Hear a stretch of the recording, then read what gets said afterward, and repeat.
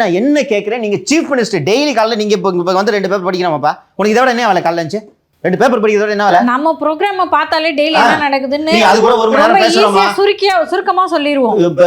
1 மணி நேரம் பேசலாம், அவருக்கு டைம் இருக்காது. சீஃப் மினிஸ்டர் 1000 வேலை இருக்குன்னு ஒத்துரு. காலையில எந்திரிச்சு காப்பி குடிக்கும்போது ஒரு பேப்பர் அடிச்சு என்ன ஹெட்லைன்ஸ்னு பார்க்கறதுல உங்களுக்கு என்ன பிரச்சனை? தந்தி பேப்பர் பார்த்து நான் தெரிஞ்சிருக்குமா?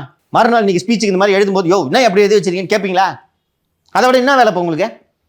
ஒரு நியூஸ் பேப்பர் கூட படிக்காத ஒரு மனிதர் நாட்டாண்டா எப்படியா விளங்க வந்த நாடு? படைப்பாளிகளை வந்து நம்ம இந்த மாதிரி மரியாதை செலுத்தணும் அப்படின்னு சொல்றாரு இல்லையா? பொதுவாக தமிழ்னு இப்போ திலகவதி ஐபிஎஸ் இருக்காங்க, இல்லை ஒரு XYZ இருக்காங்கன்னு வைங்களேன். அவங்க குடும்பத்தில் இருக்கவங்க எப்படி பார்ப்பாங்க? எப்போ பாரு தமிழ் அப்படின்னுட்டு இருப்பாங்க, எழுதிட்டு இருப்பாங்க. அப்போ இந்த மாதிரி ஒரு விருது கொடுத்து கௌரவிக்கும் போது இது மற்ற எல்லாருக்குமே ஊக்குவிப்பாக இருக்கும்ல.